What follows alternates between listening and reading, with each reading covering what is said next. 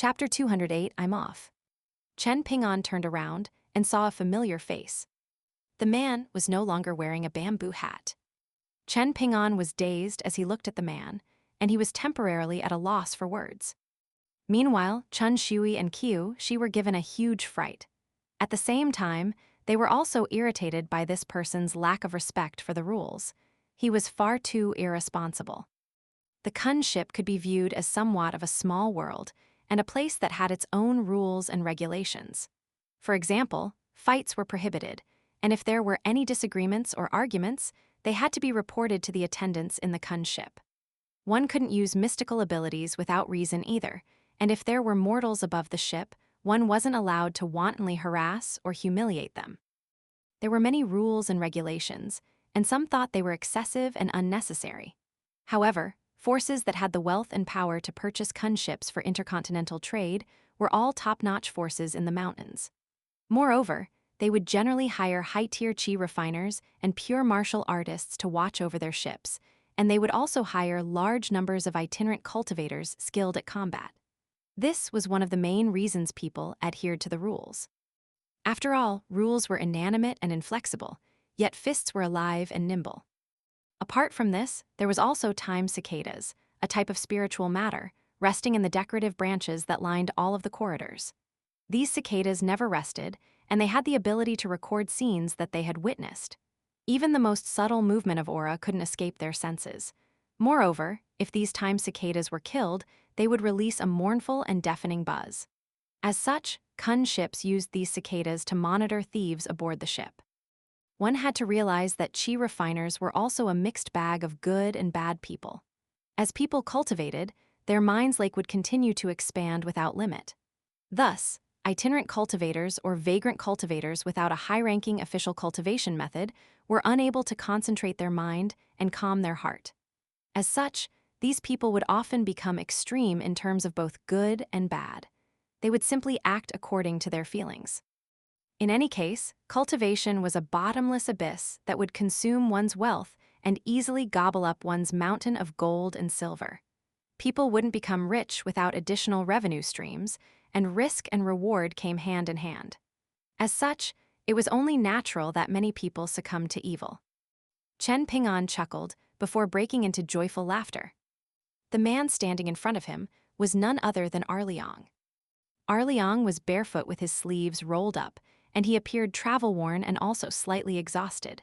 However, there was a bright glimmer in his eyes, and he was filled with a soaring, fighting spirit. He appeared completely different from the man who had been holding the leash of a donkey and wearing a bamboo saber by his waist. At that time, Arliang had appeared goofy and irresponsible. Indeed, the way that he had spoken had made him appear boastful and unreliable. Now, however, he was no longer wearing a bamboo hat, and he no longer had a silver sword nurturing gourd. In fact, he didn't have a bamboo saber either. Instead, he had suddenly appeared in front of Chen Ping'an just like this. While Chen Ping'an was at the second tier, he hadn't been able to determine Arliang's power. In fact, he had even felt like he could potentially rival Arliang. However, after advancing from the second tier to the third tier, Chen Ping'an's observation of Arliang changed completely. He felt like Arliang could only be more powerful than Qiu Chan's grandpa, the old man with an astounding aura. However, Chen Ping'an was still unable to determine just how powerful Arliang truly was. But what did this matter? The only thing that mattered was that he was able to see Arliang again so soon. Chen Ping'an smiled happily, and he felt a strong urge to drink some wine. Arliang stood on the viewing platform that granted him a wide and unobscured view, and his eyes lit up when he saw the twin sisters, Chun Shui and Qiu Shi. He immediately leaned against the platform railing and struck a pose that he believed was carefree and handsome. He then placed a hand on his forehead and flicked his hair up, saying, "Greetings, ladies. I'm Arliang, a swordsman." Chun Shui was a composed person, and she didn't respond to Arliang's greeting. However, her younger sister was slightly more short-tempered, and it was indeed the man in front of them who had broken the rules first. Thus, the slender Qiu Shi frowned and said with confidence, "I don't care who you are." Unless the Kun ship experiences an emergency situation in the Sea of Clouds, all guests and passengers are prohibited from using mystical powers, and all people are prohibited from entering the rooms of others without permission. After saying this, she sneered and continued, "And you claim to be Arliang? What, are you that powerful immortal who fell from the sky? If you truly are, then will you accept me as a disciple? Hey, I'm begging you." Arliang grinned and said, "I've traveled the world for many years, yet I've genuinely never taken a proper disciple before. However, what can I do? My swordsmanship is too profound, so it's indeed very easy for others to become ashamed of themselves once they witness it. As such, they can't even muster the courage to ask to become my disciple. Young lady, you're the first person to directly make this request. I like it." She was just about to mock him, yet her older sister gently tugged on her elbow. She was the maidservant of a heaven-grade premium room, after all, so she forcefully swallowed her words even though she was still very annoyed at the man standing in front of them. This man didn't respect the rules and also had an insincere feel. Chun Shui was far more meticulous and thoughtful than her younger sister, and she could tell that the man standing in front of them was a friend of their esteemed guest, Chen Ping'an. Moreover, he hadn't done anything too extreme either. Thus, even though the kunship of Ceremony Mountain had many rules and regulations, these were things that could be applied flexibly instead of absolutely. Otherwise, their profitable business would have been snatched away by their competitors long ago.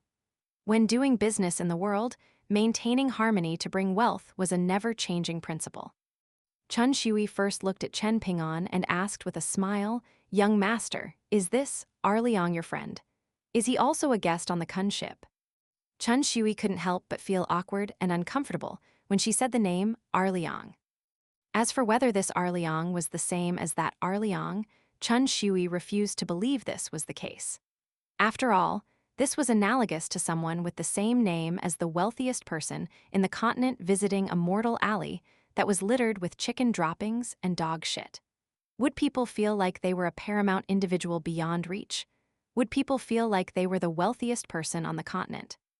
"He's my friend," Chen Ping'an replied.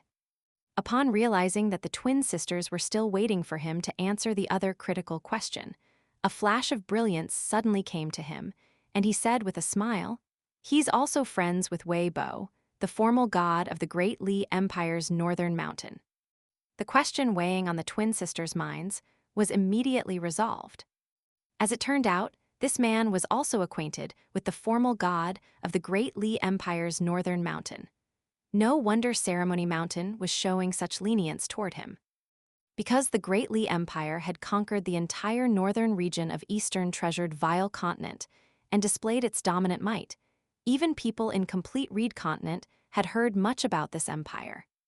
Moreover, even before constructing a ferry station on the Great Li Empire's Parasol Tree Mountain, Ceremony Mountain's kunship had still needed to travel over the territory of the Great Li Empire. As for Chun Shui and Qiu Shi, two maidservants carefully raised by Ceremony Mountain, their ability to represent Ceremony Mountain was much more important than their ability to cultivate. Their job was to flawlessly look after their guests and build positive relationships with them. Perhaps an immortal from the mountains might take interest in them one day, and if such an immortal took them as his beautiful mistresses, then this would result in a good relationship between the immortal's force and Ceremony Mountain. This was also one of the original intentions of Ceremony Mountain. Because of this, Chun Shui had a very good understanding of the Great Li Empire. Not only was Chun Shui well aware of the power and status of the formal god of the Great Li Empire's northern mountain, but even her lively younger sister, Qiu Shi, was aware of this. Since this was the case, many of the rules already flexibly applied could be loosened even further. Chun Shui dragged Qiu Shi over to perform a graceful curtsy with her. They then took their leave and returned to the main hall of the residence, leaving the viewing platform to Chen Ping'an and his uninvited guest. After exiting the study, Qiu Shi asked in a quiet voice, "Big sister, should we inform Supervisor Ma about this?" Chun Shui shook her head and replied, "There's no need. We shouldn't complicate things even further. If Supervisor Ma feels like this is a relationship worth developing, then he'll definitely go full steam ahead to develop it. If that man is genuinely friends with the formal god of the Great Li Empire's northern mountain, then he might have a very happy conversation with Supervisor Ma. However, he'll most likely dislike us for being unthoughtful if we inform Supervisor Ma about this matter. After all, who likes to have others talk behind their back? She understood the deeper meaning behind her older sister's words, and she asked glumly, "Big sister, do you want to leave Ceremony Mountain?" A warm smile appeared on Chun Shui's face, and she gently twisted her younger sister's delicate ear as she replied, "It's only natural for people to strive for better. Only by becoming successful in the future can we thank Ceremony Mountain for raising us and teaching us. Otherwise, are we truly going to make tea, wash clothes, and fold blankets for strange guests every single day? Have you forgotten? We're also chi refiners." She was filled with anxiety, and she rested her arms and head on the table and sighed, "Big sister, I'll just listen to you. I can't be bothered thinking about all these things." Chun Shui leaned down and whispered in younger sister's ears. It wasn't clear what she was saying, but She's face immediately flushed red with embarrassment.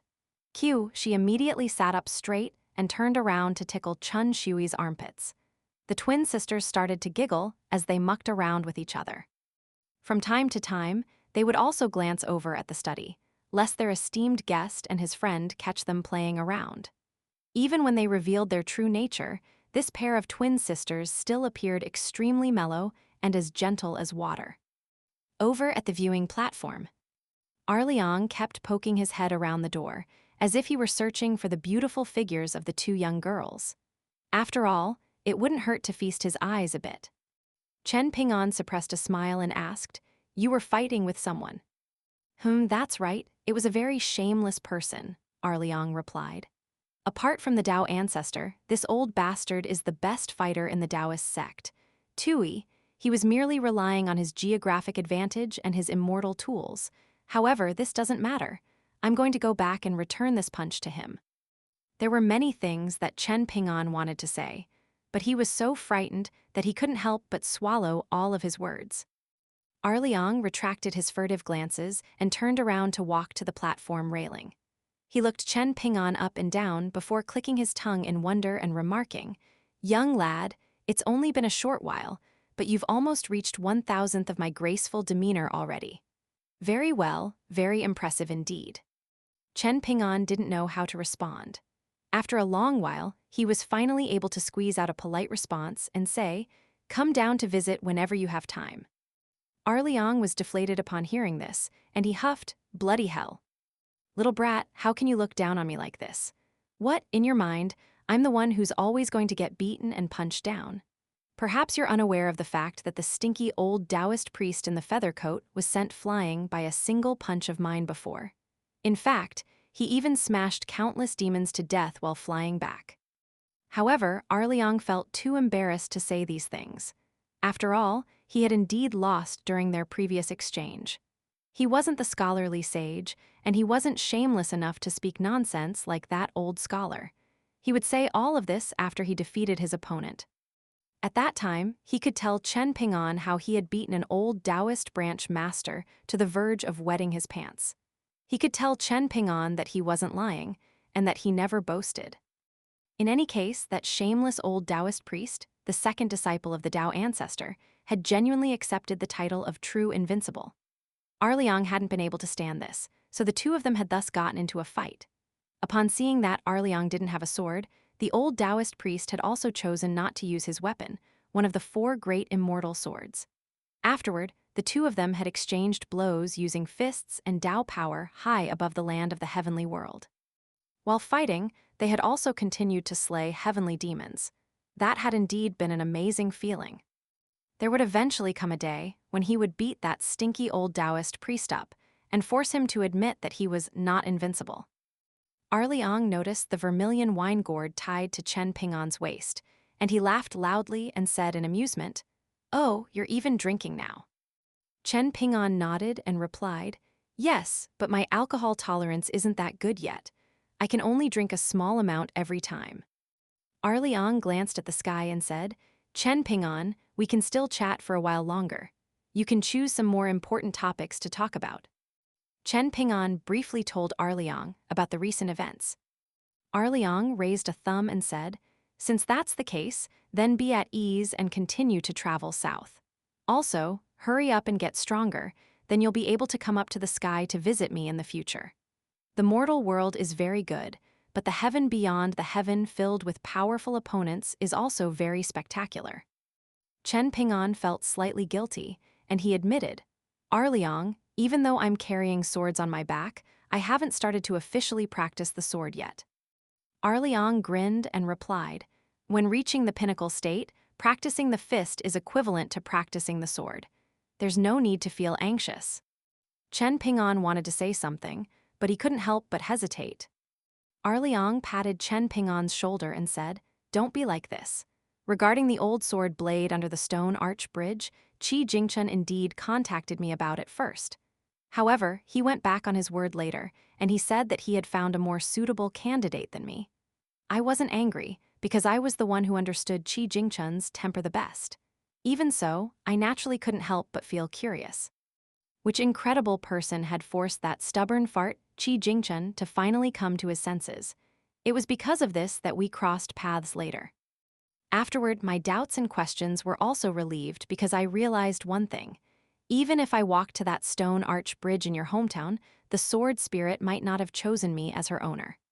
Back then, I told you that you took away something that was as good as mine, but I was simply boasting. Chen Ping'an was dumbfounded. Arliang also boasts. Arliang grinned widely, so wide that his entire face became scrunched together like layers of warm sunshine folded together. He laughed heartily and asked, what's wrong? I'm not allowed to boast. Say, was it embarrassing for me to be punched down into the mortal world? Of course it's embarrassing. However, I still came to visit you, didn't I? Why is this? Chen Ping'an was baffled and he asked, why? Arliang pointed at the sky and replied, truly powerful individuals don't care about being invincible or whatnot. They simply care about staying alive. They care about staying alive regardless of how resounding their defeat is. That way, they'll be able to stand up and unleash their furious attacks again. Arliang pointed toward the south and chuckled. After passing that stinky old Taoist priest's stalactite mountain, you'll arrive at the Sword Qi Great Wall where I sharpened my sword Dao for many years. Do you think I was always peerless and mighty? No, most definitely not. There were countless times when I was beaten and chased as if I were a homeless dog. Of course, I'm not afraid of anyone in the world when it comes to fighting one-on-one. However, what could I do about those shameless great demons teaming up to fight against me? I had no option but to flee and curse. After breaking free with much difficulty, I would then sneak back and assassinate one of them before strolling off with my head held high.